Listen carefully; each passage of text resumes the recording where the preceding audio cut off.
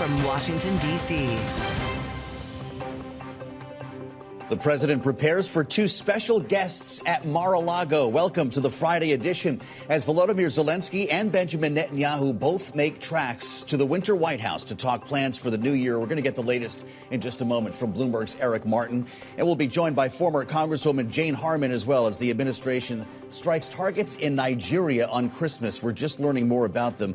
We'll be tracking a massive storm heading for New York that could play with your holiday travel plans. And we'll look ahead to the congressional agenda in the new year when we spend some time with Bloomberg's Mike Dorning. We start, though, with a quick look at the markets, which have given up most of their early gains today. We saw a nice pop at the open, but the S&P 500 is now down 5 points. The Nasdaq is down about 10 points. The Dow Industrial Average losing 90 points. Fractional losses for all three indexes, of course, after we saw record high levels going into Christmas. So not a big shock to see a little bit of a pullback here, despite the seasonality and the talk of a melt up here in the Santa Claus rally. Nice gains for NVIDIA, though, coming back to life a little bit today, up over 1%, more than $2 on news of the Grok licensing deal. And we're kind of mixed up in the retail space as we pick through receipts from holiday shopping. Target is actually moving higher, something we don't see a lot, up $2 right now. Walmart is up just a fraction. TJX is down a fraction. It's going to be a day like that with holiday light trading, but we do have a full session plan with the bell set for 4 p.m. Our top story today: they're coming to Mar-a-Lago. Volodymyr Zelenskiy and Benjamin Netanyahu, both planning meetings with Donald Trump Sunday and Monday, respectively. And that's where we start our coverage with Bloomberg's Erik Martin, who joins us now with his view on diplomacy, covering the State Department for us here in Washington, D.C. Erik, it's great to see you. We'll start with President Zelenskiy coming to Washington, noting that it would require, at least what we had heard until now, real progress to be made for him to get on an airplane to come to the United States, for President Trump to sit down with him. Has there been a breakthrough when it comes to peace in Ukraine? Sorry, Joe, I was having some trouble hearing you there. Yes, sweat. We're expecting Zelenskiy to be coming to Mar-a-Lago, and this to be coming to the U.S. to meet with President Trump.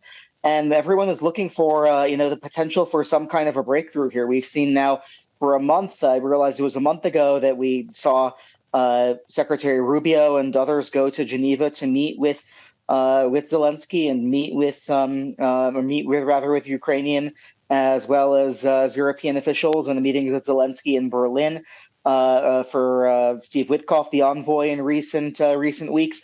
And so everybody is still looking for whether we can get this elusive breakthrough and whether President Vladimir Putin, Russia, will accept. This has been the big skepticism, is that that Ukraine can ever agree to something that Putin would accept, and that whether Putin is truly interested in having an end to this war, or whether he wants things to continue and wants to continue this pursuit that we've seen throughout the last number of years of dominating Ukraine politically and increasing Russia's territorial control. Zelenskiy's characterizing this 20-point peace plan as 90% ready. We know the Russians wanted to make changes. What's the remaining 10%? Sure. Well, that's what everyone is trying to figure out in terms of certainly the issue of territory is something that people are expecting to remain for a potential leaders level meeting between President Zelenskiy, Trump, and Putin, or certainly seeing President Trump personally re-engaged in a personal and presential sense of meeting with his counterparts. So this certainly is a big step to be seeing him having a leaders level meeting with President Zelenskiy. Yeah. And then, of course, the next thing to look for is whether there's similar interaction with Russia. Enter Benjamin Netanyahu, set to be on his way as well to sit down with President Trump on Monday. Erik, this brings us to phase 2. What will we learn next week? Well, Joe, what we saw last week in a press conference from Secretary Rubio was that really some of the things about the Board of Peace need to be worked out before we would see phase 2, which would include of course, the establishment of a permanent governance structure for Gaza, as well as disarmament of Hamas. and Secretary Rubio saying that we need to see this board of peace selected and that kind of agreed before we would see, for instance, the announcement of countries that would be participating in the International Stability Force and those that would be getting involved here to help to reach an agreement with Hamas about how they would disarm. We've always known this would be one of the hardest points of the overall 20-point plan of the Trump's peace plan for Gaza, and still waiting to see how the disarmament of Hamas is accomplished. Because, of course, now that the hostages are gone, Hamas sees their armament and their weapons as perhaps the last piece of leverage that they have. And so if the plan both calls for Hamas to not be involved in government and governance of Gaza going forward, and yet they're also giving up their weapons, that certainly is seen as as perhaps the ultimate maximum ask of Hamas in this process in terms of getting them to peaceably give up those weapons, rocket launchers, things they've used against Israel in the past. Erik, thank you so much. Bloomberg's Erik Martin with the best backdrop on TV today. We appreciate it. I want to add the voice of Jane Harman, the former Democratic Congresswoman, who, of course, was ranking member on the Intelligence Committee. Jane, Merry Christmas. It's great to have you. Glad you could join us today. I want to just step back to this looming meeting with President Zelenskiy. Are we going to see a breakthrough this week, or is Lucy about to pull out the football again? Put me down as a pessimist, Joe, and a super pessimist about the meetings with Israel.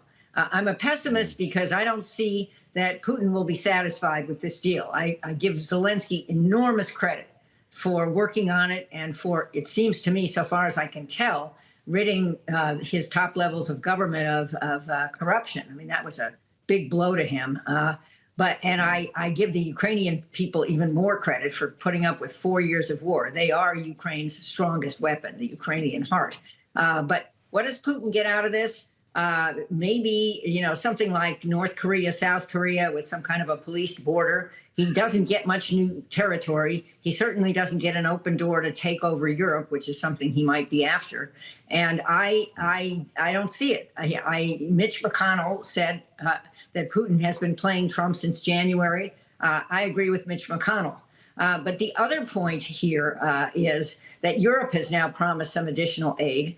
Imagine this, the defense bill that Congress passed, Congress did something, contains hundreds of millions of dollars of aid for Ukraine. So if Trump lets that go forward, please lets that go forward, and doesn't do any kind of stuff to our intelligence capacity that really helps Ukraine keep its, at least keep parity with Russia, this can go on longer, and maybe Russia will be worn down more. Let me talk about the Middle East for a minute, because I don't see anything going on there.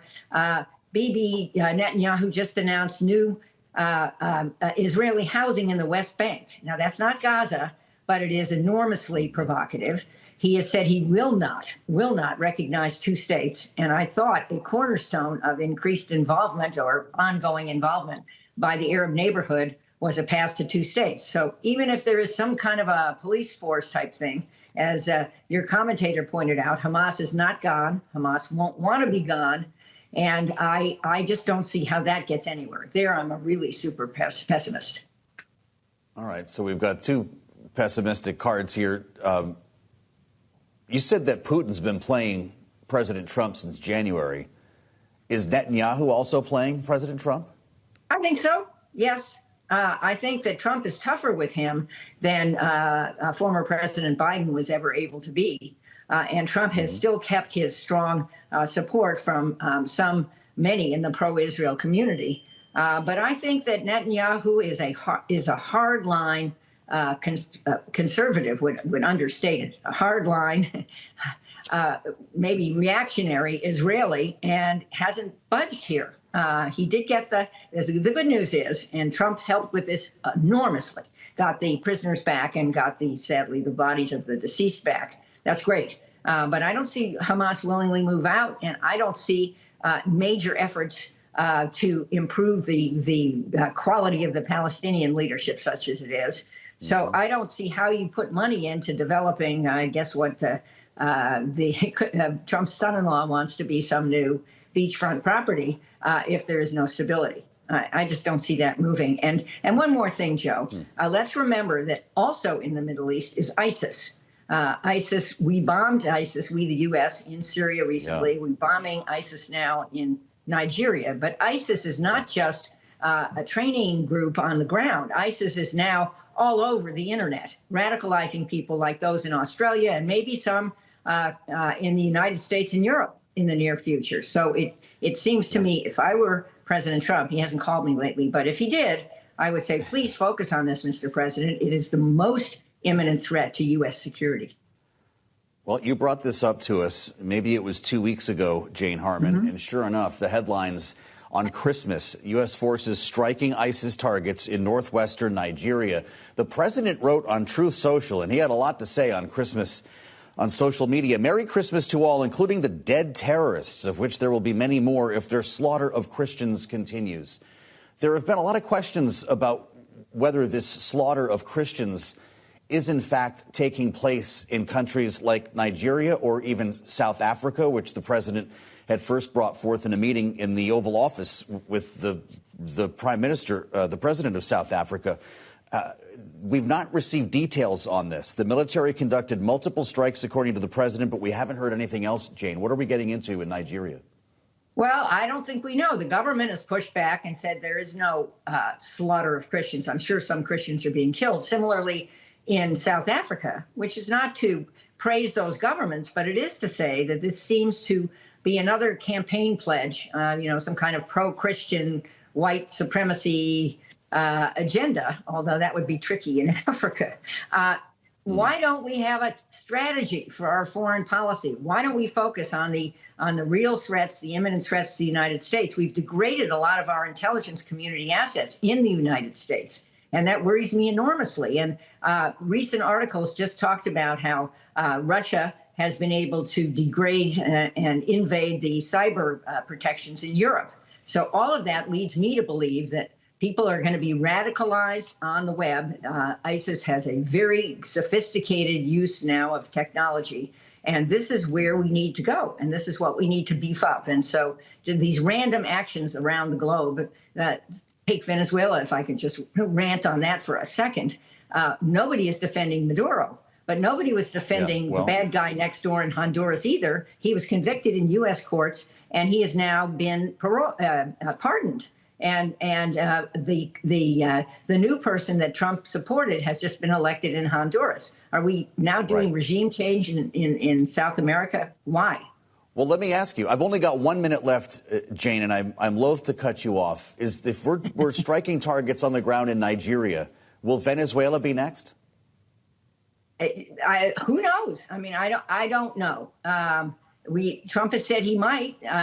The sad part, let me just, in my 12 seconds, where is Congress? Where is Congress? Congress just last week defeated 2 resolutions to assert itself on party line votes. Go figure. Why did Congress come back from its long closed for business vacation? Or that's not fair, but closed for business action. Why did it come back? To do what? Shutdown in history. Well, they've taken a couple swings at the ball with War Powers Acts, and they haven't gone anywhere yet, Jane. I'm delighted to talk to you. Happy New Year. Let's get back together in 2026 and see where we are. I'm Joe Matthew in Washington. This is Balance of Power, Boxing Day edition. Stay with us on Bloomberg TV and radio.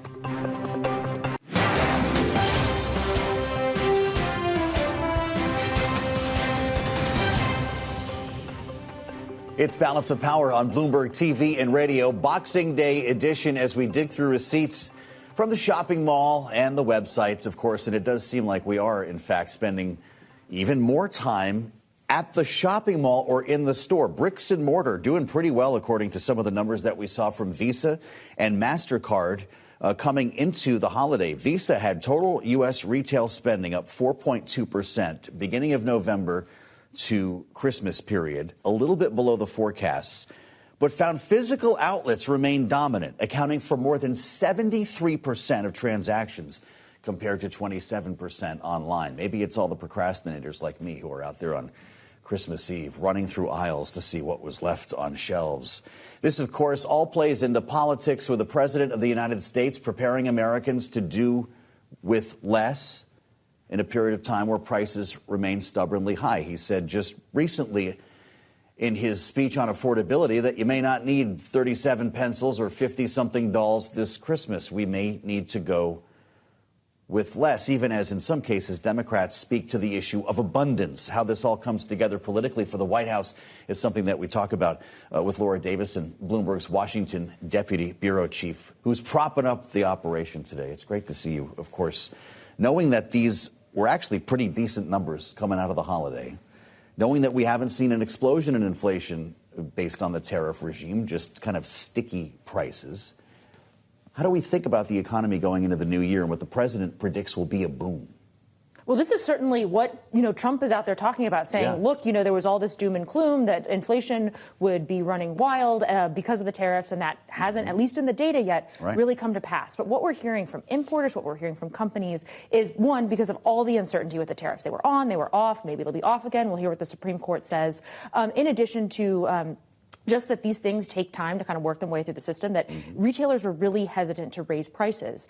But after, we get some sort of clarity about whether these tariffs are here to stay, retailers are suddenly going to have to start incorporating that into their supply chain, into their pricing mechanisms. And that could mean these are hitting right as people are starting to vote in the primaries and the general election next year for the midterms. What are we thinking about this? Early January, the Supreme Court? Do we know? I mean, I know you're talking to our legal team on a regular basis, and they could frankly pop up at any moment. But is that the best bet right now, that we're a couple of weeks out from maybe the most important decision of this second term? Couple of weeks, if not, days. Stuff probably isn't going to come over this holiday week into New Year's next year, but really beyond that, it's anyone's guess. And this is, the administration is also watching closely, because they've said, look, if the Supreme Court does strike these down, we're going to pop back up with some other legal framework, legal mechanism for imposing these. But it's going to be really chaotic there for a couple weeks, if not months, as the administration works this out, and it becomes, again, sort of a legal whack-a-mole game. Right, and then a question of refunds and all the rest that might follow. Laura, thank you so much, which sets us up perfectly for a conversation with the boss at Macy's. Tony Spring, the CEO, sat down with Romaine Bostick in advance of the holiday to talk about a lot of the trends, including store closures, the omni-channel shopping experience, and the company's own efforts to improve itself in a difficult environment. Let's listen. It's not about improving the customer experience. So we've had record customer service scores. That's our net promoter score. Would people recommend Macy's to a friend? And we're seeing scores we've never thought possible at the brand. And that was a real focus of mine. We've improved the quality of the assortments. I thought there was way too much redundancy, way too many of the same things. And I thought the breadth of what we offer as a department store needed to improve. We need to go good, better, best, contemporary to classic, in a range of brands, things as we've talked about that are convenient, that you've heard of, that you count on, Staples, Levi's, Nike. And then at the same time, we've got to be there introducing new things that you haven't heard of, that are becoming more popular, because people are looking for that combination in a destination. We also wanted to make sure that our team was working together. So I'm a big believer that you need strategy, you need culture, you need leadership, and you need execution. We're now at the point where those four elements are coming together, and we're delivering a better experience for the consumer. But you can't kind of have one without the other. A great culture without a great business without a great culture. The combination of elements is what I sought out to do when I kind of came into the role. And I do think that, patience and determination go together. You have to have the patience to kind of lay out what you want to accomplish. You have to accept the fact that some things just don't happen because you snap your fingers. And then you have to have the determination, the ambition to kind of go after what you think is the right thing to do for the business. A big part of your strategy, this bold new chapter, is also to shrink the footprint of Macy's. At its peak, you guys had, 700 to 800 stores. You're less than, 400 now, or around 400 Around or so 400 now. Today. And the plan is to go down to roughly about 350. You've done a big remodel of some of the existing stores already, 125. How much further does that go in 2026? We'll add more stores in 26, and we'll close some more stores in 26. And I think, as you described, it is working on both sides of the equation. Closing stores is not alone a strategy. Reimagining stores without dealing with stores that are past their prime is not complete enough of a strategy. So we want to make sure that we're doing both things. And of course, it's supported by a healthier digital business, one that is both a place of transaction and a place of discovery. We want to build relationships with the consumer. That means we have to be able to provide a better experience where they live. We think of the digital business as a channel at times, and I'm like, no, the digital business is actually a geography. The people who shop digitally in New York shop in their stores in New York, and they want to see a great experience, digitally, physically, and in between. A little peek behind the retail curtain with Tony Spring, the CEO at Macy's, in conversation with Romaine Bostick. We've been watching Wall Street today. Retail stocks have been a bit mixed up here with not exactly a blow-the-doors-out holiday shopping season, and of course a market that was already near all-time highs as we walked into today's session. We check in on the Friday trade, the Boxing Day market, with Vonnie Quinn, Bloomberg Markets reporter, who's with us in New York. Vonnie, what are you looking at? Well, Joe, as you can imagine, trading awfully muted today. I mean, it's surprising that we're even looking at 50% of the 30-day average for trading, but very quiet. And you could have very idiosyncratic moves tied to certain stocks if there is some news. But as you said, we're not seeing too much moves. If you look at the S&P 500, we're down about 0.1%.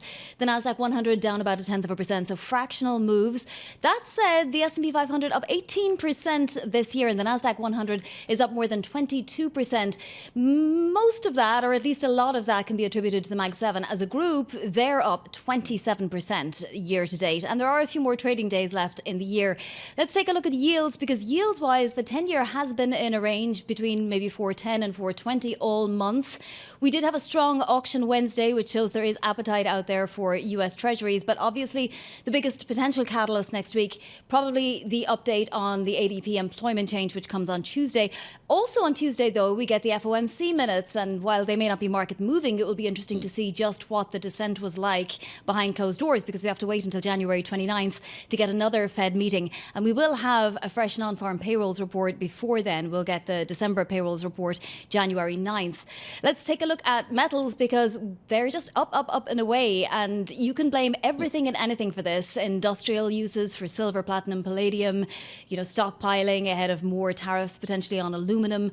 Gold could be a safe haven.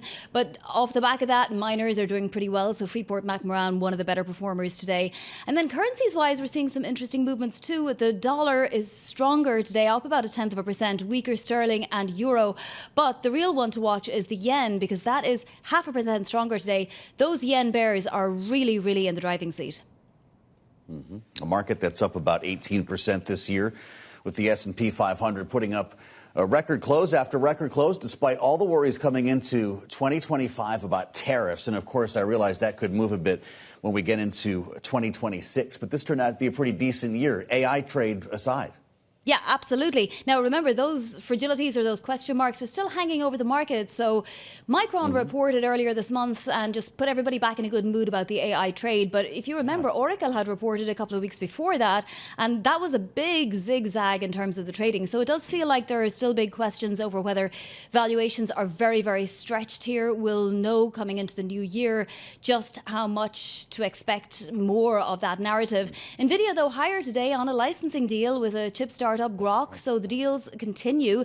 And speaking of deals, ServiceNow up today as well. It made a big deal, a $12 billion deal, has investors excited about the amount of deals it's doing in terms of growth. And that Santa Claus rally has until January 5th, Joe, so we do have some time left. I love it. Covering the waterfront with Vonnie Quinn. It's great to spend some time with you, Vonnie. Keep your shovel outside the back door. We've got winter storm warning.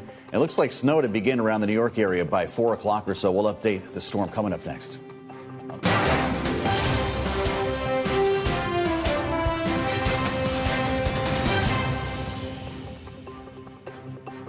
It's Balance of Power on Bloomberg TV and radio. Thanks for joining us as we keep a live view on Capitol Hill now, an empty building for the most part. But there is a big to-do list there waiting for lawmakers when they return next month. Of course, having left the matter of Obamacare subsidies unresolved, not to mention funding the government at least beyond the end of January. This is something that we're watching closely. Two parallel items here: funding the government, and also, by the way, dealing with the Epstein files, because the health care subsidies may not be solved as we work our way through the balance of the year. There will be a vote that was brought by a discharge petition, but outside of that, it's unclear that there will be a path forward. Something that we want to spend some time with Bloomberg's Mike Dorning talking about from our Capital Influence team. Mike, it's great to have you. I hope you had a great holiday. Great to be here. As we get back to things in the new year, there are a lot of questions about whether we will be heading for another government shutdown. Before we get that far, though, we do have the matter of Obamacare subsidies to be addressed, as well as the Epstein files. Chuck Schumer is talking about putting up legislation here that would force the disclosure of more files here. And Tom Massey and Ro Khanna in the House want to hold the Attorney General in inherent contempt. Will either of these efforts go anywhere? Well, I think it'll depend on what the talking about Obamacare, what the Trump administration does on the Epstein files. You'll hear this banging on the administration on the Epstein files, but they're still in the process of releasing them. Yes, they've missed the deadline. Yes, that does break the law. But if the files do come out, or enough of them come out to take some of the steam out of this, then there won't be enough Republicans that are willing to defy the president. But it's kind of a dynamic situation there. And the way to bleed some of the pressure out is just to release enough files to peel off, the rank and file Republicans from this movement. Yeah. On the health care, they forced the vote. That was going to be an important political vote in the House, and you will probably see the Obamacare subsidy extension pass the House as a way for some of the Republicans who are at risk of losing their elections to sort of say, we want these subsidies extended. But then that goes into the Senate, and the leadership of the Republican Party in both the House and the Senate don't want these subsidies extended. So they'll work against it unless President Trump weighs in. He could obviously tip the balance if they're feeling enough pressure to extend these subsidies. How closely are we connecting Obamacare subsidies and a potential government shutdown, or should we not be thinking about it like that? Nobody wants to relive this whole experience after the longest shutdown in history. And Chuck Schumer has indicated that he's looking to work with John Thune. Mike, there is the risk of sleepwalking into a shutdown. How should we be thinking about this? You've absolutely got it. The party leadership on the Democratic side does not want another shutdown, or if possible, if they have to have one, as short as possible. They made their point in the last shutdown, which broke a record, and they weren't able to get the Republicans to cave on the Obamacare subsidies there. There is a dynamic within the Democratic Party, though, that there are a lot of Democrats on the younger side, on the more progressive side, that don't feel like the leadership has pressed this point hard enough and would like to see them pressing other points harder. So even though the leadership is trying to stay out of another shutdown, you're right, there is a risk that we could sleepwalk into it as the Republicans kind of refuse to go along with Obamacare subsidy extensions and things like that.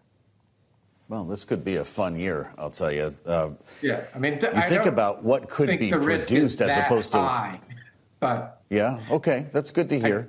Until it is, right? Well, you think about what could be produced as opposed to what could be avoided here. Mike, will we get new crypto market framework legislation? Is there anything new that lawmakers can craft in 2026? The crypto market legislation is definitely something that's quite likely. You've got you've got Democrats and Republicans who are committee leadership that are joined on that.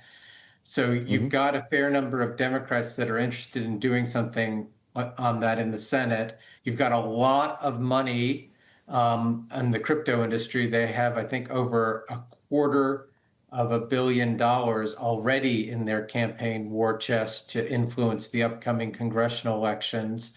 So there's a lot of reasons to do this, and it's more likely than not that they will succeed in some way. That said, there is some opposition, both from the banking industry, they want concessions, and also from more progressive, sort of consumer-oriented Democrats that want more protections for consumers and investors. Got it. Mike, thank you. It's great to have you with us. We're going to have a lot to chew on in the new year with Mike Dorning from our Capital Influence team here in Washington. He's got his eyes on Capitol Hill for us every day. We've got our eyes on the weather as well right now, not here in D.C. We're actually going to dodge the bullet. But if you're in New York, New Jersey, or Connecticut, it's coming. A couple hours from now, as a matter of fact, with a winter storm warning in effect and snow that's supposed to begin right around 4 p.m. Eastern. It looks so calm right now on Bloomberg TV as we check out the Manhattan skyline. Josh Saul has this covered for us from the weather department here at Bloomberg and is with us now. Josh, it's good to see you. What kind of travel interruption should we be ready for? I'm seeing reports of 8 inches coming. Is that what you expect? Could be up to 9 inches, which will be as much as we've seen in this area since 2022, when Central Park got 9 inches. When Central Park got about 7.5 inches. What makes it especially dangerous this year? Obviously, one of the busiest travel periods of the entire year. It's going to stay real cold overnight, which means that all that snow and ice is not going to melt. It's going to be there on the roads, making travel more difficult for drivers.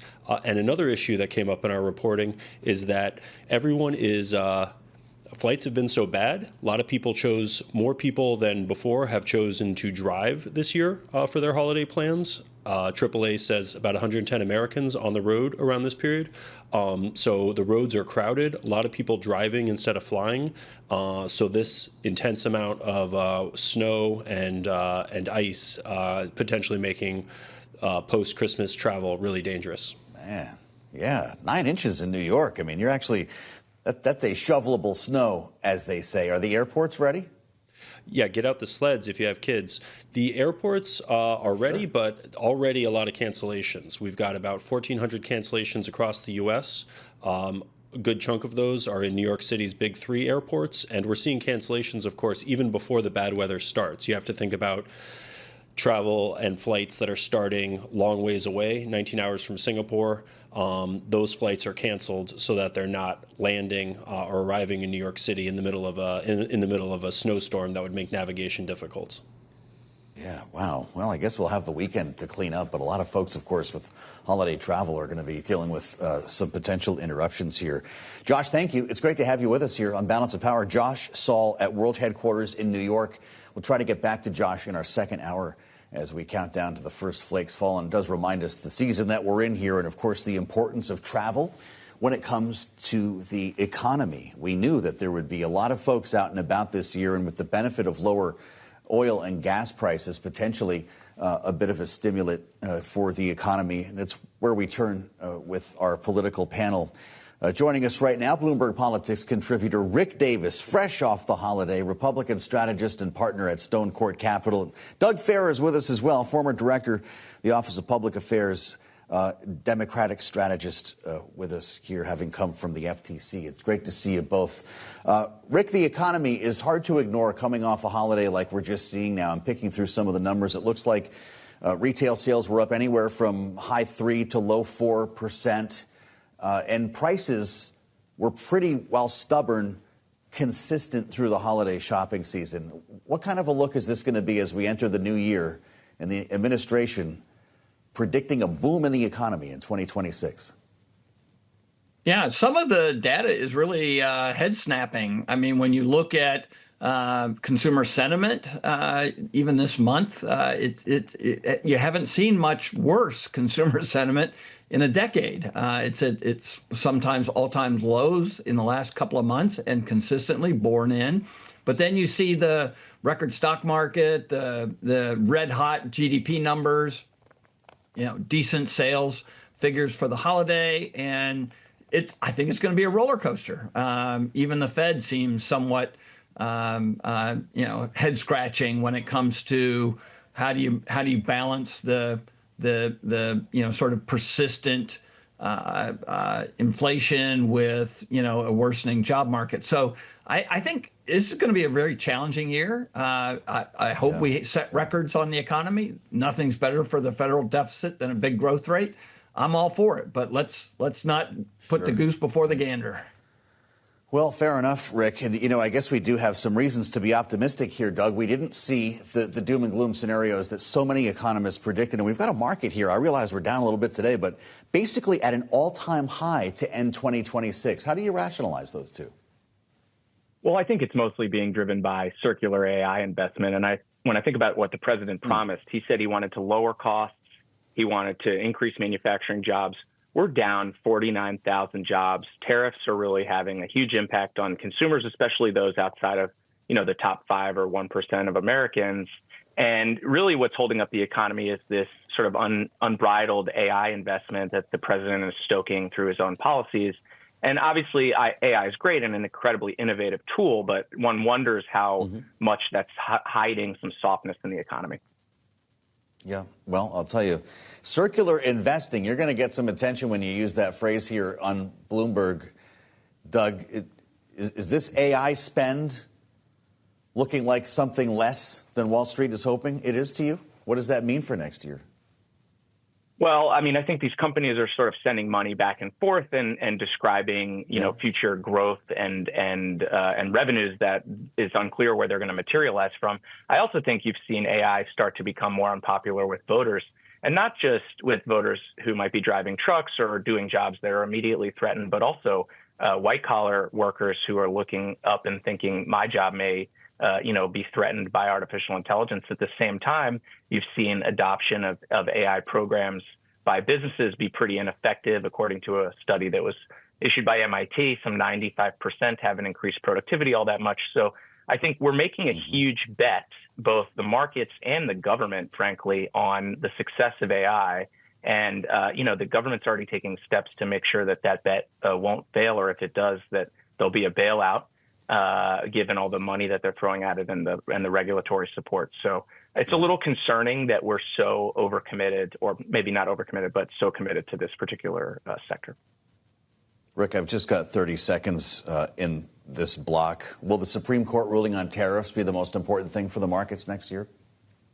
I think it'll be really influential because obviously what happens if they rule against the president's use of executive powers to implement these tariffs, and then how do they back that out? There are hundreds of billions of dollars at stake of government spending that has to go back to consumers. So I do think that's one of the critical aspects of this. But as we've seen, the Supreme Court. Rick and Doug will stay with us. We'll have a lot more of our panel straight ahead on Bloomberg.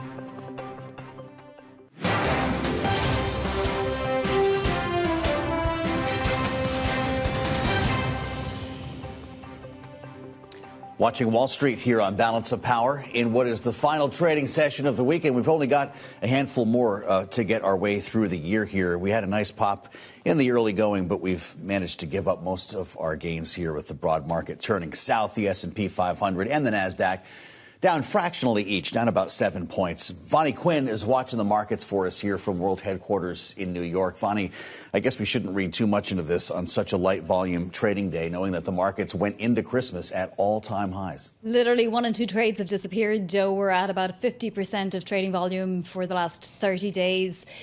That's actually even more than you might have expected on a day like today, particularly with a holiday on a Thursday. That said, we're trading close to records, and nobody is that disappointed, I think, because there were so many question marks over whether there was a bubble in AI, whether the circular financing would pose a problem, whether these SPVs that some of these companies are using to hold debt off balance sheets, whether that would become a problem. All those worries have been set aside. So the S&P 500, it might be down 0.1% right now, but we are trading at close to records, and we're up 18% on the year on that index. As for the NASDAQ 100, we're up more than 22% on that index, even if today it is flat. Plenty happening under the surface as well. Let's look at yields, because those are potentially a mover next year as well. Right now, we're range bound between 410 and 420 on the 10-year. We are waiting on fresh non-farm payrolls data, though. That comes January 9th. That's going to be the next big catalyst, although we do get an ADP employment change report next Tuesday. And we also get the Fed minutes next Tuesday, which will be interesting just in terms of personality, consensus, how consensus can be drawn, how many dissents and how strong the dissents were. We'll get more details into all of that. And of course, early in the new year, we'll get a name for the new Fed chair nominee, and that may have an impact on this market as well. But let's take a look at metals, because that that's a fascinating story. Here we have gold, silver and platinum all at records. I mean, they've just been going up all year long. Silver has been going up almost twice as much as gold. It's up 150% year to date. Gold, for its part, up 70%. Now, you could credit escalating geopolitical tensions, but we have oil lower today. Surprise, surprise, down 1.9% on the potential for perhaps some kind of Ukraine détente. So back to those metals, you can basically credit everything from central bank buying for gold to industrial uses and stockpiling ahead of tariffs for some of the other metals, and just general speculation as well, according to a lot of traders. And then if we take a look at the dollar, we have seen dollar weakness. Today we're slightly stronger. Some sterling weakness giving up some of that strength we've seen over the last few days, euro as well, but particularly the yen. It's another 0.5% weaker today. We've had 2 rounds of verbal intervention on the yen, don't forget. So the Bank of Japan is going to be watching that very, very closely. The Bank of Japan having turned hawkish and just really might be in trouble into the new year if bears continue to keep hold over the yen. Pretty amazing. When you talk about the metals here, to see the gold and Bitcoin charts put over each other here. You've got gold up another 1.5% today. We're above $4,500 an ounce. And when you think what we saw with Bitcoin going into the president arriving at the White House, it's down about 530 right now, trading just above $87,000 for a token. It's just role reversal with these two, isn't it? Exactly. And in fact, Bitcoin down on the year unusually, although we are at higher levels than we were before, as you say, the president went into office. I think for Bitcoin, some of the catalysts might come next year with maybe, more legislation around the Genius Act. Will stable coins get more regulated and so on. But also the fact that Bitcoin had been trading as a risk asset, but now it's sort of dropped off as a risk asset, whereas gold had always been trading as a safe haven. It is really quite amazing how the two have diverged, having really moved together for so long, as you say. Isn't that the truth, Vonnie? Thank you so much. We'll get back with Vonnie Quinn a little bit later on here on Balance of Power as we watch Wall Street on a quiet day here, the day after Christmas and only a few sessions left next week. So the numbers that Vonnie was talking about are going to likely be pretty close to where we end the year, with a NASDAQ up about 22%, and S&P 500 up about 18%. Little movement today as we watch here. We want to bring the panel back in following a pretty wild 24-hour period for Donald Trump on social media. He was very busy there at Mar-a-Lago with a number of posts. In fact, too many that I could even count. I mean, it was dozens.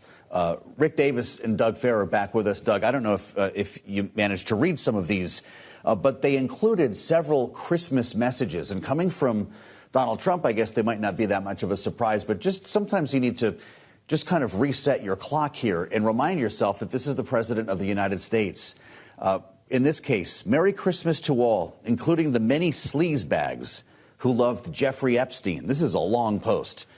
Gave him bundles of money, went to his island, attended his parties, and thought he was the greatest guy on earth, only to drop him like a dog when things got too hot, falsely claiming they had nothing to do with him, didn't know him, said he was a disgusting person, and then blame, of course, President Donald J. Trump, who actually was the only one who did drop Epstein. Doug, I read all the way to the bottom here, and it says, enjoy what may be your last Merry Christmas, President Donald J. Trump. What does that mean? Granted, the spirit of this message is sarcastic, but to predict your last Merry Christmas is pretty heavy coming from the commander-in-chief, isn't it? Is he talking to Democrats? You know, I hesitate to want to get in the head of the president. I did, unfortunately, read a lot of his Truth Social posts over this Christmas period. You know, I thought we were saying Merry Christmas again. That was sort of one of his campaign promises. Now it's our last Merry Christmas. I don't know who he's threatening with those messages. But what I will say, zooming out, is, you know, every accusation is a confession. And across the millions of documents that are going to be released by the Department of Justice and already have been, clearly the president had a very, very close personal relationship with Jeffrey Epstein that included sort of friendly poems that they traded back and forth and other sort of inside jokes. And so I'll be interested to see what we find out from these document releases. But certainly the president may be trying to soften the ground for some bad news that may come out of that demonstrates his relationship with Jeffrey Epstein in ways that are both politically kind of questionable and also morally ambiguous. So I'll be watching to see. There's another Christmas message. This one came earlier in the day. Merry Christmas to all, including the radical left scum that is doing everything possible to destroy our country, but are failing badly. He says we no longer have open borders, men and women's sports, transgender for everyone, or weak law enforcement. What we do have is a record stock market and 401ks. Rick Davis is back with us. Rick, is this president moving the line, actually changing what's considered acceptable decorum for the commander-in-chief, or does all of this belong to Donald J. Trump and will eventually go away with Donald J. Trump? Well, I don't think you can look at it in a vacuum. There's no question that his first term entered in a new era of dialogue for an American president. Kind of took the wheels off, and we saw some of that reoccur during the Biden administration, not to the extent or the degree of which it did, but I think he's really accelerated it this second term, and I think a lot of these things we are seeing, especially during this holiday period, is a real shot to his base. There's no question that he had a bad last quarter of 2025. And especially as it relates to Republicans who are peeling off of him because of his stewardship of the economy or entanglement into these foreign military adventures. And so my guess is everyone got together at Mar-a-Lago. They brought in the Christmas cheer and reminded him that without his base, he can't get anything done in Washington, and that he better get on it. So I see this nothing more than a sort of, crass political effort to try and, solidify his base. And hopefully that's all it is, because we'd hate to see this kind of conduct or rhetoric continue on, year after year. Yeah, pretty amazing. It was more than 100 posts on Truth Social, Doug, in the early hours of Christmas, targeting former presidents Joe Biden and Barack Obama, Marjorie Taylor Greene, Ilhan Omar, Senator Mark Kelly, Somalis in Minnesota, Michigan's Secretary of State, Democrats in California, and rhinos by name Tom Massey. We've only got a minute left. Doug, we talk about what might come after Donald Trump, and in fact, it seems to be J.D. Vance based on some of the endorsements that we've heard about recently. Does MAGA continue with this kind of language in another politician, or does this belong to Donald Trump? What President Trump's always been effective at doing is rhetorically keeping MAGA on sides. And you can see that excellent point that Rick made, that they are really leaning into throwing red meat to the base. But it's sort of like that old expression, who are you going to believe, me or your lying eyes, right? I mean, on foreign policy, we've bombed this year Iran, Iraq, Nigeria, Somalia, Syria, Yemen, the Caribbean, and the Pacific, right? Lethal strikes. And he wants a peace prize. Yeah. On prices, he says he wants to lower prices on day one, but prices are through the roof. So I think what we're seeing is a rhetorical attempt to keep him on side, and I don't think that Vance will be able to do that. Doug Farrar and Rick Davis will be back in our second hour here on Balance of Power. Hope you are too. Stay with us on Bloomberg TV and radio.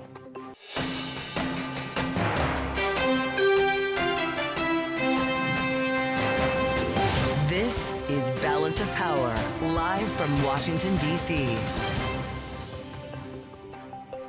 Could there be a breakthrough on Ukraine? Welcome to the Friday edition of Balance of Power as President Zelenskiy prepares to travel to Florida to meet with President Trump at Mar-a-Lago before this weekend is out. To talk peace, of course, with a 20-point peace plan on the table. We're going to get the latest on this in just a moment from Bloomberg's Laura Davison with insights from former ambassador to Ukraine, John Herbst. We'll check the markets a little bit later on with Vonnie Quinn as things turn south on us today. We'll have analysis from our political panel. Rick Davis and Doug Farrar are with us for the hour. As far as the markets go, we have given up an early lead. No major losses, but the S&P 500 is down about 5 points in the remaining hours of trading, tipping slightly lower. The NASDAQ is down 2, and the Dow Industrial Average is off about 92 points. Bitcoin slightly lower as well, down about $600, still above $87,000 a token, and gold is pushing ever higher, up $65 now.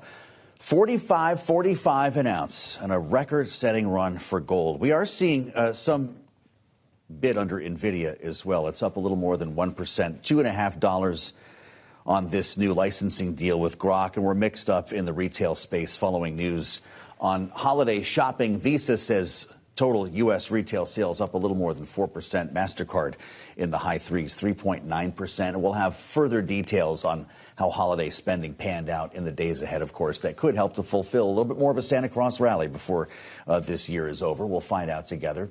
As we keep the beat on geopolitics and some important developments over the Christmas holiday that you might just now be hearing about, including U.S. strikes against Nigeria, striking ISIS targets in Nigeria. And now, of course, this potential meeting that sounds like, well, I should say potential breakthrough. It sounds like a real meeting. President Zelenskiy will be at Mar-a-Lago on Sunday to meet with President Trump. And we cover all of this with Laura Davison, Bloomberg Washington Deputy Bureau Chief, who's with us now in our Washington Bureau. Laura, let's start with Nigeria and what was behind this. The president, the administration has been talking about attacks against Christians in Nigeria. Is there any evidence that this has been an issue, and who did we target? So the targets were these Islamic State sites in Nigeria, in the northern part of the country.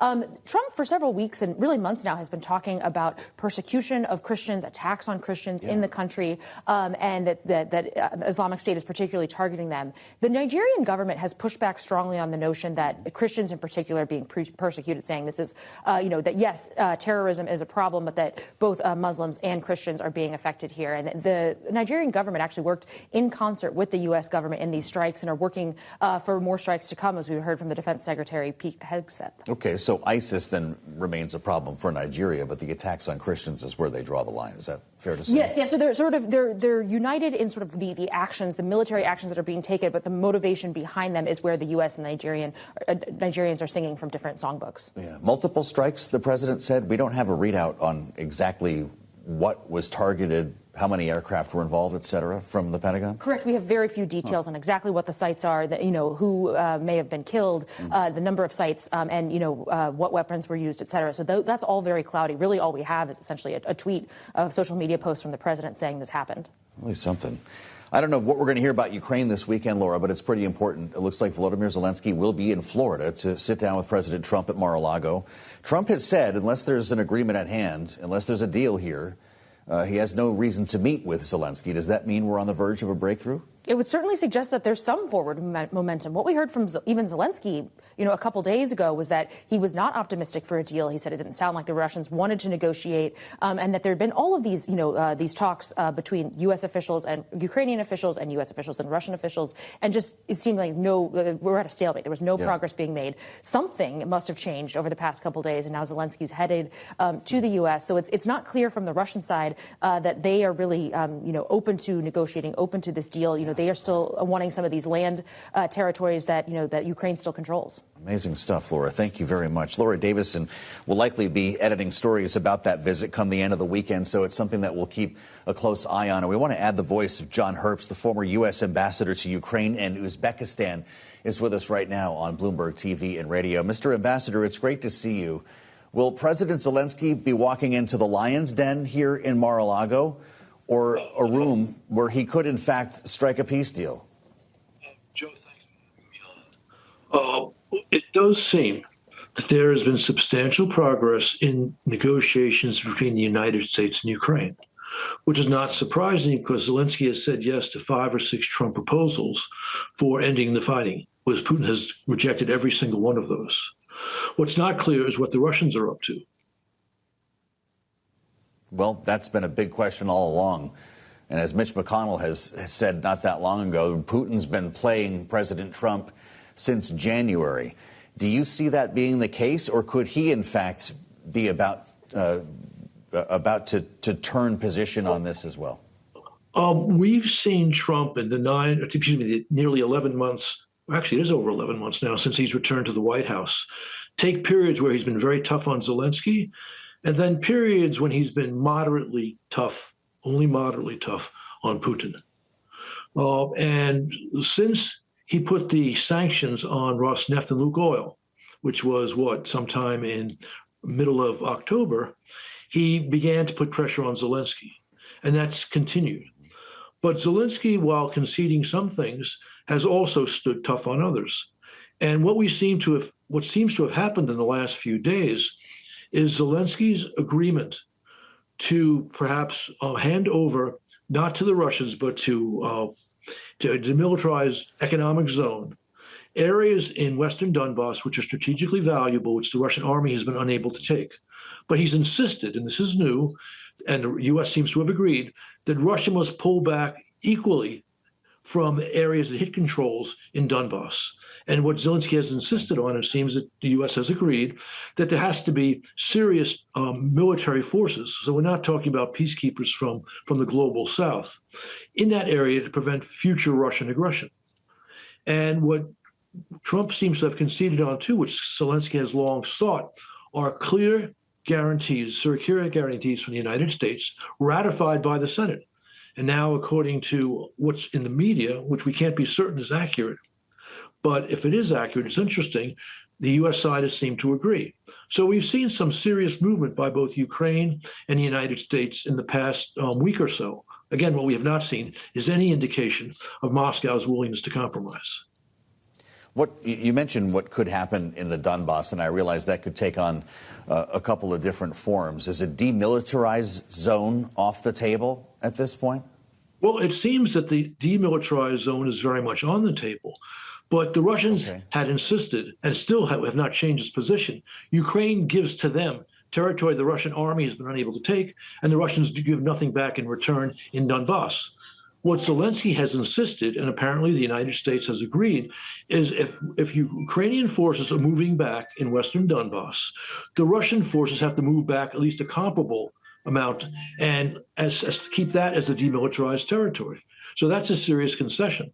And again, if the U.S. has agreed there have to be troops, serious troops, in that area, in that demilitarized zone, international troops, to prevent further Russian aggression, that would seem to be another element of compromise from Team Trump. All right, so you sit down at Mar-a-Lago and talk peace. Does that mean that Vladimir Putin also needs to sit down with President Trump? Will they get back to this idea of meeting in Hungary?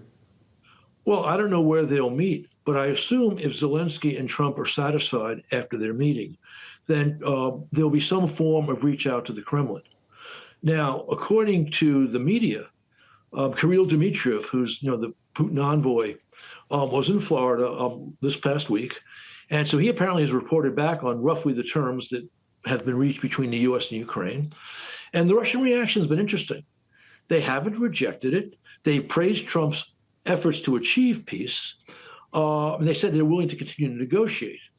But things Putin said as recently as a week ago would not allow the sorts of ideas that Zelensky and Trump seem to be agreeing on to be accepted by the Kremlin. But again, we'll see. Putin has been meticulous about trying to avoid annoying Trump, albeit without conceding one little bit. At some point, he may not be able to do the two things together. To what extent is President Zelensky trying to head off the constant communication between Steve Witkoff and Moscow, whether he's talking to Putin or his lieutenants? Is that why he needs to get to Florida right now?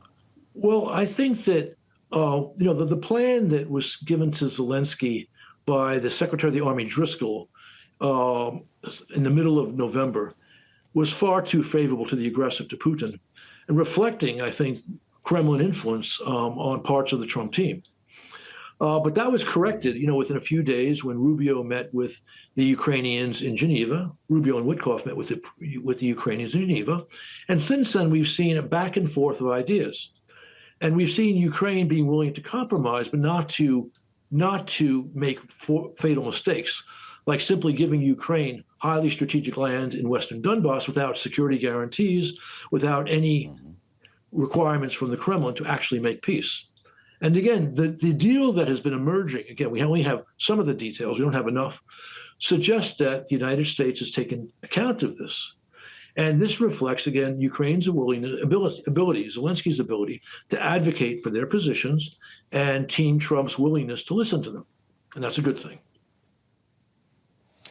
Really fascinating. What does China make of all of this? What is President Xi watching in Ukraine? Well, Xi is watching intently American policy in this war. He doesn't want Russia to lose. And by lose, I mean Russia not being able to take effective political control of Ukraine, which is why Xi has provided significant support to Putin, albeit trying to avoid American red lines, like by sending weapon systems to Russia. But he wants us, he wants to see America allow Putin to win in Ukraine, because that would be a sign of great weakness, which she would, you might say, interpret as meaning he has a free hand to go after Taiwan. We are spending some time with former ambassador to Ukraine and Uzbekistan, John Herbst, ahead of this meeting at Mar-a-Lago on Sunday between President Zelenskiy and Donald Trump. You know, Trump said he would end this war on his first day, Ambassador. Is there a chance he ends it in his first year? No. The only way this will end is if Putin understands the United States is determined, that Trump is determined to achieve his stated goal of a durable peace. Not a peace which enables Putin to come back from war of Ukraine in 6 months or 12 months or 36 months. But the only way to do that is to make it extremely painful for Putin to continue. Because for Putin to have effective political control of Ukraine, he has to take a great deal more of Ukrainian territory, including Kyiv and Dnipro and Odessa, which means a lot more fighting. The only way that Putin understands he cannot achieve those objectives is if Trump puts serious pressure on him in three forms. One, greater sanctions, more of what Trump did in October, meaning the sanctions on Lukoil and Rosneft, two major Russian oil firms. Two, major weapons supplies to Ukraine. Under Trump's view, it doesn't have to be paid for by the American taxpayer, but the Ukrainians and the Europeans will pay for it. Three, the United States should work with our European allies at making sure the $300 billion, roughly, of frozen Russian state assets in the international financial system go to Ukraine.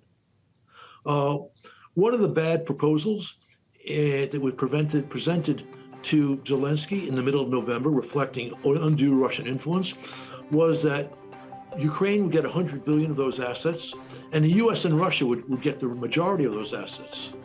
That was not a good look. That suggested to Putin that the Trump team was not going to be tough. With the potential of much more fighting ahead, former Ambassador John Herbst, we thank you for the insights, and I hope you had a great holiday. Happy New Year. Thanks for joining us on Bloomberg. I'm Joe Matthew in Washington. We'll assemble our panel a bit later on this hour. Much more to follow on Bloomberg TV and radio.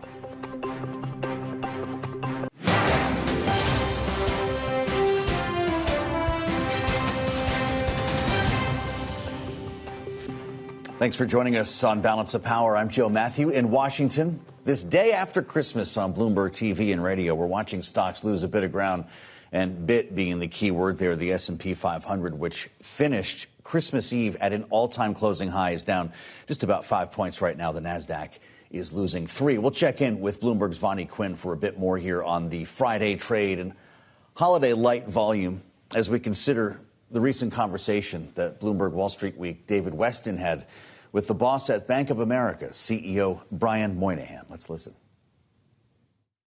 The AI investment's been building during the year and is probably a bigger contributor next year and the years beyond. And so if you look at the data center build out, which is one of the ways it evidences itself, that's a big deal. If you look at client spending, like us spending on AI, that's higher than it was last year. But frankly, overall spending levels are shifting towards that, not necessarily growing at a mid-single digit rate type of number. So I think that's why the reason we feel constructive for next year. We think AI spending continues. We think there's benefits to the American taxpayer from tax rebates, lower taxes due to the tax bill going through and being effective for next year.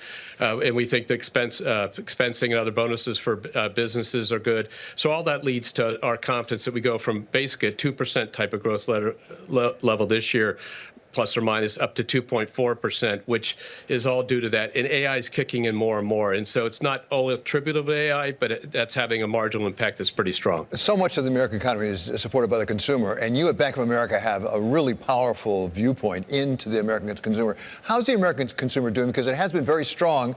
There have been some people saying it's starting to slow down. You have to step back. We look at American consumers, 70 million consumers, putting $4.5 trillion plus into the American economy every year. And we've tracked the way that goes in the American economy for many years. And so in the third quarter, it was up about 5% over last year. As we look at the fourth quarter here so far in October, November, I'd say it in a 4.5%, which is very consistent with a very solid growing economy. At the end of the day, it's going to work against wage growth. And we see in the underlying consumers we have wage growth, i.e. their paychecks are going up. And so the labor market's flattened out a little bit in terms of job growth and things like that. It's normalizing in terms of unemployment, but you still see underlying wage growth. So the American consumer spending at 4% more November this year versus November last year is a very solid backdrop. The credit quality of the American consumer is strong. And then you hear a lot about this discussion about different rates of growth among different income terciles or thirds. So if we look at the bottom third, middle third, and top third of American income people in the Bank of America customer base, we do see differences, i.e. the higher income and middle income are growing faster. But even the lower income third is still growing, and that's all good. And that means, why is that true? Companies are employing people, they're paying people. Now the labor market's got a little soft, and as we look forward at 4.5, 4.6 unemployment, that is gotten worse, so to speak, than it was at the beginning of the year. But frankly, this goes back to the normalization question. If you look at the 10-year average unemployment, the 20-year, the 30-year, or 40-year, it's 5 and 6%, as you go back through time. And so a 4.5 to 4.6 unemployment rate is a very strong relative unemployment rate. It's just a lot of the years it's been below 4.5% has actually been in the last 10 years. So people are very used to numbers now, which were part of the tightness in labor in the 2017, 18, 19 era. And you had the pandemic and it retightened. And so it's normalizing, but we feel good about all that. And the consumer's in pretty good shape, spending more money, employed and earning more money, but differences between different types of consumers, and then being wise in how they spend. If they, they trade down, and all the things you're hearing the retailers talk about are true, but the aggregate amount of moving in the economy is still growing. So you mentioned flattening out in the employment growth. There are always risks to the upside and the downside in any of the numbers that we project. How concerned are you about the downside? Because certainly the Fed is very focused on a softening labor market and whether that may be a problem for us. So if you look at the predictions for our team and the other economists for unemployment, we're kind of peaking out at this level now in the mid to 4.5, 4.6 range, and then it sort of flattens out. But the Fed has to be wary because they have a mandate to maintain full employment, and we're at full employment now. And they have a mandate to maintain price stability and inflation fighting. And those two mandates can work together sometimes and against each other sometimes. And right now we're in an unusual case where the labor market has softened, and yet the inflation, because the massive buildup inflation after COVID and stuff is now still working its way down. Our team predicts that the inflation rate will get to the Fed's target, through the end of 27, but it's continuing to work in the right direction, which gives the Fed, in our view, latitude to keep cutting rates next year, especially in the first half. That will then provide a stimulus in the second half of the year. Those rate cuts do benefit the consumer somewhat, but in fact benefit small businesses, because in mid-sized business, they borrow on lines of credit, which are floating rate indices, and as rates come down, they get instantaneous benefit. And if you hear our small and medium-sized businesses are pretty optimistic about next year, telling us they expect to grow, they expect to hire more people, and those small businesses are the backbone of the U.S. economy. We're the largest small business lender in the U.S. economy, so we see them being very active. This year has been good for the markets. It's also been good for Bank of America. What do you need in 26 to continue the growth? Look, we just need our team that's done a great job for us over the last several decades to keep doing it. And what they need to do is go out and get one more client and do one more thing with every client we have. And they know that across all of business, whether it's our markets teams, whether it's our global corporate investment bank teams, our consumer teams, our wealth management teams, all of them need to go out and just drive more business. And that organic growth engine, which you described in our investor day a while back, that is intact. It's been growing with the market. And now, because of some dynamics in the repricing of the balance sheet, we'll get more earnings lift out of it like we did in the third quarter. But that organic growth engine, more customers and more with each customer, has been driving a Bank of America, and our team just needs to do more of that, and they know that. Bank of America CEO Brian Moynihan in conversation with Bloomberg's David Weston. Bank of America shares are slightly lower, along with most banks today, down about 20 cents right now, about 1/3%. But indeed, David's right. It has been a good year. B of A stock up about 26% so far in 2025. Most banks are lower. Citigroup, money centers are all down. Citigroup's down a little more than 1%. JP Morgan down about 0.6%. We're seeing BlackRock, Goldman Sachs trade lower as well, with a little bit of a give back today in the markets after closing at an all-time closing high on the S&P 500 on Christmas Eve. Bloomberg's Vonnie Quinn is watching Wall Street for us today in holiday light trading. In this Friday session is with us now for a bit of an update here. We did give up some early gains. Vonnie, what seems to be on traders' minds? Sure, yes, several stocks reversing gains now, Joe. I mean, it is coming into the afternoon hours, and incredibly, it is a full trading day, so stocks will trade until 4 p.m. That was not the case on Wednesday. They only traded till 1. So potentially this is a little bit of profit taking before the weekend. It's going to be very light trading next week as well. Today we saw about 50% of the 30-day moving average traded. That said, we haven't given up too many gains. We're still very close to records on that S&P 500. It's down just fractionally, less than 0.2%. The Nasdaq 100 is down just a few points, not even 0.1%. The Russell 2000 is doing the worst. It's down 0.7%, and that's true of the year as well. It's gained about 14% versus a gain for the S&P of 18 plus and a gain for the Nasdaq 100 of 22 plus, and that's mainly thanks to the Mag 7, which as a group are up 27% year over year. Let's take a look at yields, because potentially that's the story for next year as the Fed potentially goes on pause. Now, 2 cuts are priced in for next year, but there's just an 18% chance priced in for January of a cut in January. So traders very definitely think that the Fed is on pause. We'll get more jobs data January 9th. We'll get the Fed meeting minutes next week from the last Fed meeting.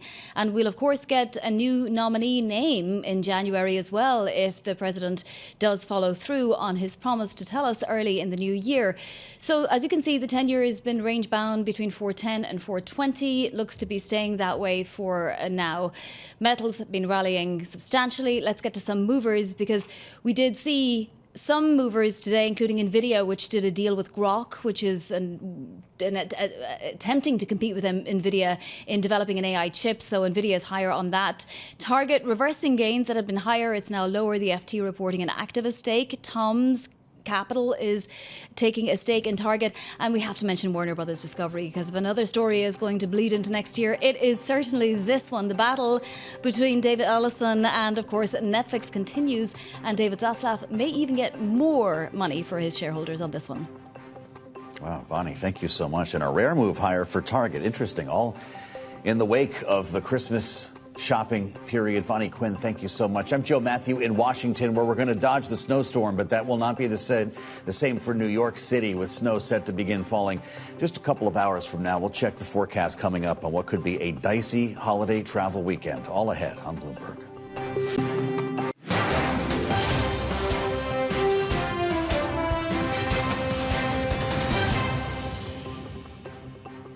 It's Balance of Power on Bloomberg TV and radio. I'm Joe Matthew in Washington, with our eyes on the tri-state region. Indeed, a winter storm warning in effect here for New York, New Jersey, and Connecticut, with a pretty real snowstorm on the way. Just about, 3 hours or so from now. There's a live view, if you're with us on Bloomberg TV, of the New York skyline. Snow should be falling by about 4 p.m. Eastern time, just in time for a very important travel weekend. And we're joined for more by Bloomberg's Josh Saul, who's tracking the storm for us here. Josh, there's really nothing more beautiful than a fluffy snowstorm in the city of New York. But if you're trying to get anywhere, this could be dicey.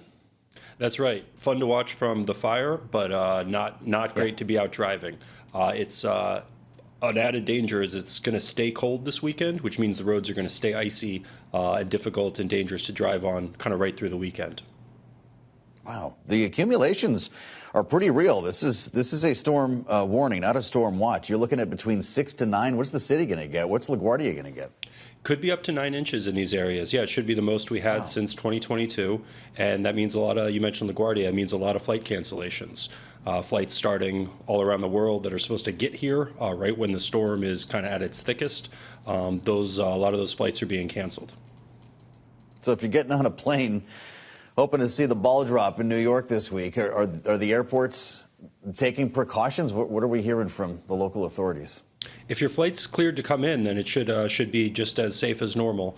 But definitely a lot of flights canceled, a lot of flights delayed. And an interesting issue that came up in our reporting is that flights have been so bad this past year or so, a lot of people have opted to drive instead, which means that the roads are even more crowded and more people are depending on their cars to get around, which is dangerous given how rough the roads are right now. Yeah, that's scary. Always feels a little weird when they pull the plane over to do the de-icing thing. I suspect we're going to see a lot of that this weekend with attempts that you mentioned. Josh, thank you. I don't know if you're spending the night inside World Headquarters, but I wish you luck because that snow, as we mentioned, is set to begin just a couple of hours from now. As we look back on the year and look ahead to the new year, we wanted to spend some time with Erik Larson, Bloomberg's legal reporter, who we have spent so much time with talking about the Supreme Court over the past year. And we're still waiting for the big one, of course, the Supreme Court's ruling on President Trump's tariff regime. And Erik is with us now from World Headquarters in New York. It's great to see you. Erik, we understand this could be days or weeks away, right? This is an imminent ruling. Yeah, that's correct. I think some people were even expecting we might get it before, get the decision before the holidays. But no, we are expecting it in the next weeks, potentially very soon. No word on exactly when that will be, though, of course. Yes. So obviously when it does, first of all, it'll be seismic in the political world. But also when it comes to markets, this could come down a couple of different ways, right, Erik? There are big questions about whether there will be refunds that are mandated as part of this ruling, whether a one-off or something that could take years to repay. How could this take shape?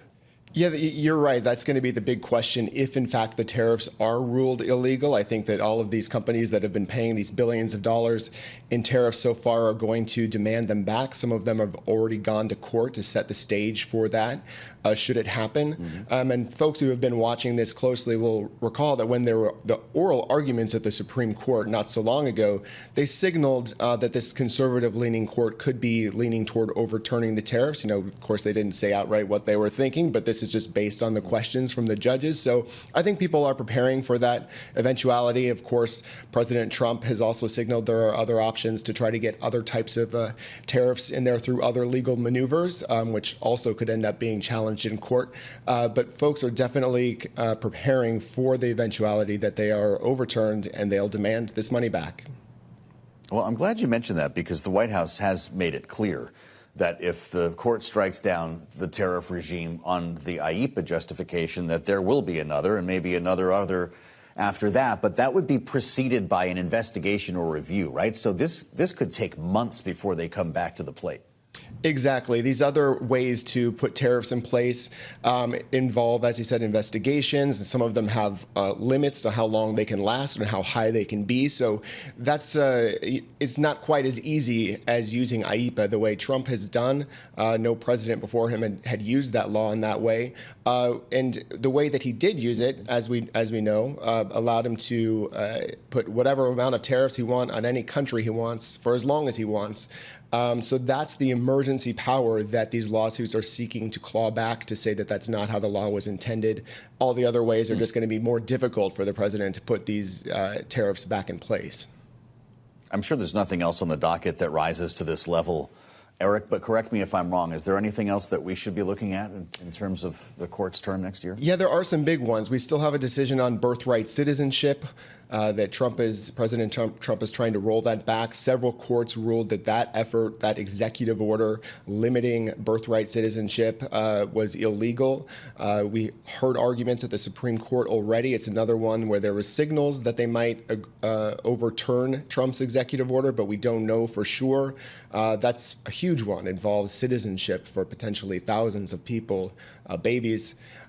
We also have some big decisions on state laws banning transgender athletes at schools, campaign finance, and also voting rights, and whether or not efforts to make minority districts, voting districts, are illegal. So there are some other big ones out there. Yeah, it's going to be a huge year, with questions as well about the legality over the administration's approach to Venezuela. Erik, I don't want to conflate different beats here, because it does seem that if there will be any justification or challenge, this would be in Congress, not in the courts. Is that right? That's my understanding. I certainly haven't heard of or seen any specific legal challenges around that yet, but it's also early days to see what happens there.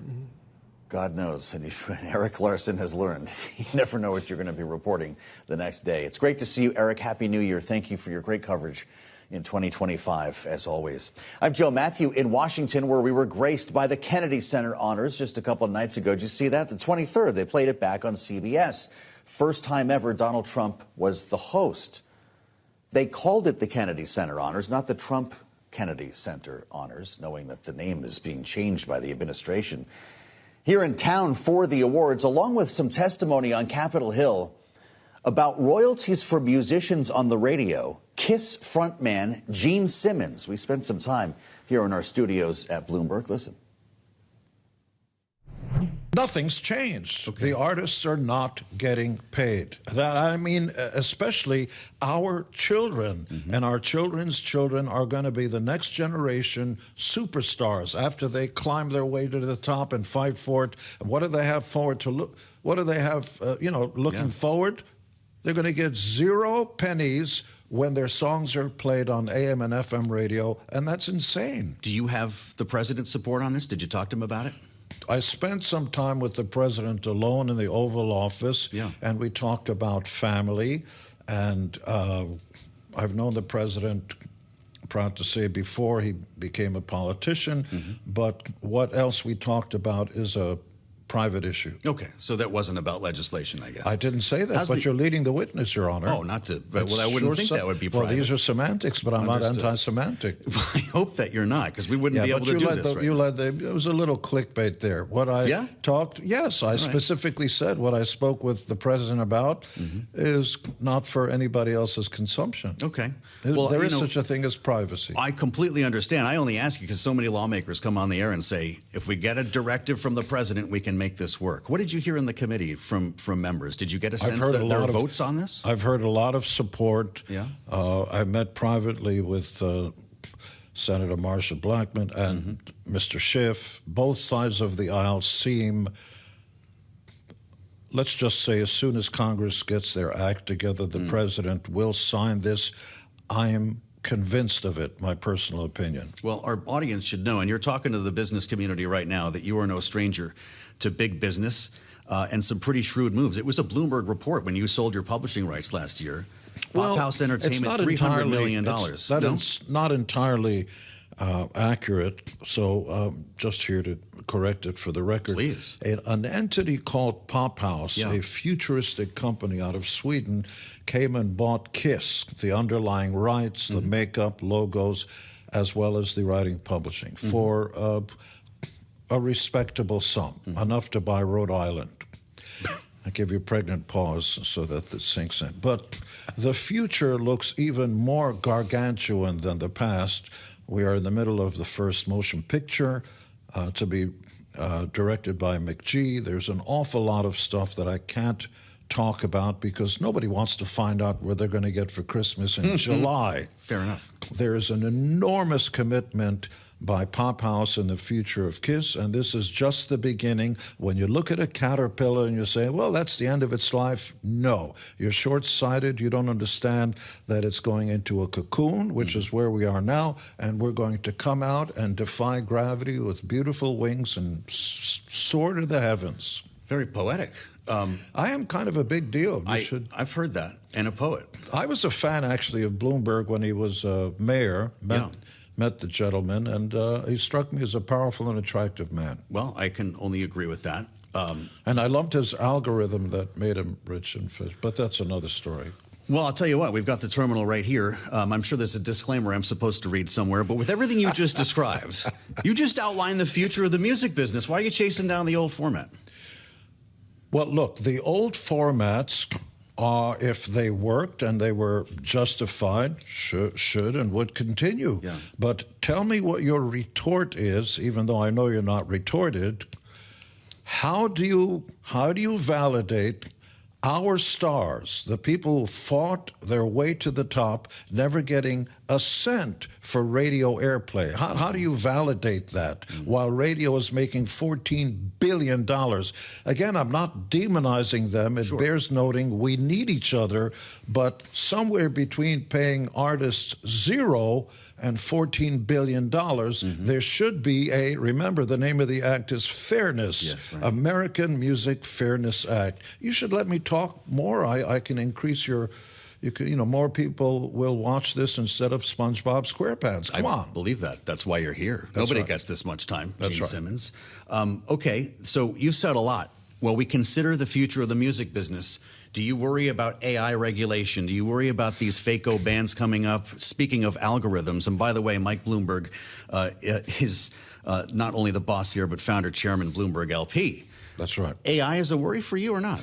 AI is a concern if left unregulated.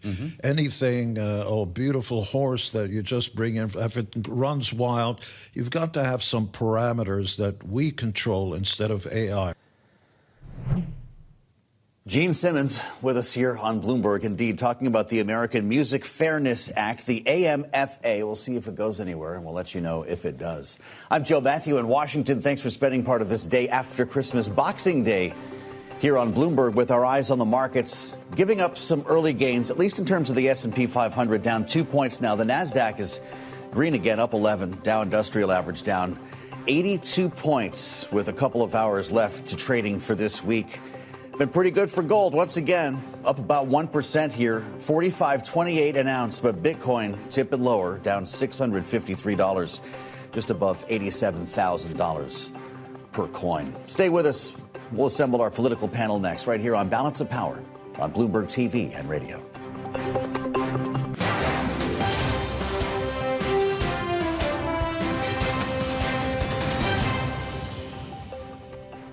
Thanks for being with us on Balance of Power here on Bloomberg TV and radio. I'm Joe Matthew in Washington, coming in for a landing here on Wall Street with about 2 hours, a little more than that, left to trading.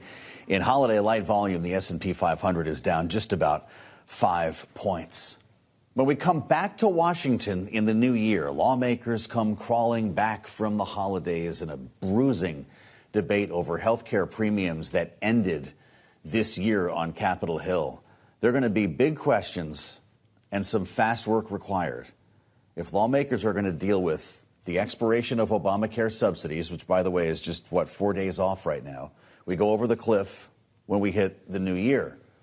And then, of course, the matter of government funding. That'll be the end of January. If you've listened to this program, you know about this. All the while, two very important deadlines that really could help set the direction for the entire year in Washington when it comes to politics. Maybe not just Washington, maybe the country when it comes to the midterm election cycle. That's where we start our conversation with our political panel. Bloomberg Politics contributor, Republican strategist Rick Davis is with us, partner at Stonecourt Capital, alongside Democratic strategist Doug Farrar, former director for the Office of Public Affairs, the FTC. Great to have both of you with us here. Rick, I don't know your thoughts on this as we look beyond January, but many have suggested that if there's no deal on health care reform, not only might the government close at the end of January, but that could, in fact, be the issue that tips a Republican majority into a Democratic one in the midterms. If politics is national, as you frequently say, will the midterms be decided next month? I actually think the midterms were decided last month. I really think that the Republicans lost the initiative on health care. We had a chance to get ahead of it and take away an issue for the Democrats. And, when you look at the stack of debt that we've laid on through the One Big Beautiful Bill, not a very popular bill to voters and not hardly sold by Republicans in the process, we've laid ourselves bare. And so I think if the election were today, you'd have a 40, 50 seat loss. So I think it can improve. But if the Republicans don't do something more aggressive on health care, it just gives Democrats way too big a handle to use to beat up House members and win seats next cycle. Yeah. Doug, do you agree? Were the midterms decided in December? Well, I'd like to agree, but I'm always a little nervous about the fortunes of my party. What I will say, though, is that the wins are clearly favorable for Democrats. I mean, they found an issue they can really campaign on in affordability. Obviously, the president does him and his party no favors in the way that they handle a lot of the cost issues in the economy, including health care. But, there's lots of twists and turns left to come. What I will say, though, is I think it's time for the Democrats now to buckle down and not just say, OK, we want to make things more affordable, but show how they plan to do it. And I'll be looking to see which candidates in which races are able to articulate a really compelling policy agenda as they hope to take over at least the House and hopefully the Senate. Will you be watching New York Mayor Mamdani? He's going to be sworn in just about a week from now, Doug. Does he have the playbook? Well, he's being incredibly well advised. He's got a great set of transition chairs, including Lena Khan, who's a real policy all-star. Obviously, people like Senator Warren and Senator Sanders and others have been close to the transition, as was reported by the Times today. And I think what they're trying to do is figure out how to deliver on his agenda. And there are a lot of policy options that are available to him that don't necessarily require Albany or the city council to get involved, because there's lots of really strong consumer protection and worker protection rules on the books that they can enforce and signal enforcement to businesses. So I think he's got a really good opportunity to hit the ground running. I'm not sure how to think about Mayor Mamdani, Rick, after that meeting with Donald Trump. He was going to be the foil, right? This was going to be the enemy of all Republicans for the next political cycle. But now they're shaking hands, laughing together, talking about affordability as if they are partners. Does that change the political prospects for Mamdani in New York? Well, it's certainly changed the political prospects for Stefanik in New York. I mean, basically that's true. Meeting knocked her out of the race. So he's already delivered a win for the governor at Stefanik's expense. Look, I think all this focus on him is relatively irrelevant. There's virtually nobody outside the boroughs of New York who cast their ballot based on what's happening inside the boroughs of New York. And so, yeah, it's going to be fun because a third of the entire media establishment resides in that jurisdiction. And so everybody's going to be watching what he does. But I know very few voters who are sitting there breathlessly holding their vote to see what he does and then make a decision. So, yeah, a lot of steam, but not a lot of fire. Interesting. You know, Doug, following the elections, the big question was, does Mamdani have the playbook for Democrats, or is it, in fact, the two moderate governors in Mikey Sherrill and Abigail Spanberger? And a lot of folks said all of the above, that the Democratic Party, if is going to be successful in the midterm cycle and, in the next presidential election, it's going to have to keep growing the tent. Do you agree? I do in some ways, and I don't in others. I mean, I think you see Sherrill and Spanberger adopt some pretty progressive economic concepts, from trying to freeze rates at the utilities in New Jersey under an emergency order to an effort to set up a public PBM, which is an entity that's a middleman in pharmaceutical products in Virginia under Spanberger. I think there definitely needs to be a big tent with respect to sort of cultural and social presentation in different districts. Obviously, what works in Brooklyn is not necessarily going to be what works in Nebraska. But interestingly, there's a candidate running in Nebraska with a very similar economic concept to Mayor Mamdani, who's getting a lot of attention and potentially going to threaten the incumbent. So I do think the Democrats have found an affordability message with an economic populism frame, and now they just need to deliver on it. And that's one thing where Mayor Mamdani will be very relevant, because he's set the bar very high, and I expect he'll deliver. Rick, where's the money going? We're looking at some doozy Senate races, right? Whether it's North Carolina, whether it's Texas, the races in California. We could see some new records this cycle, no?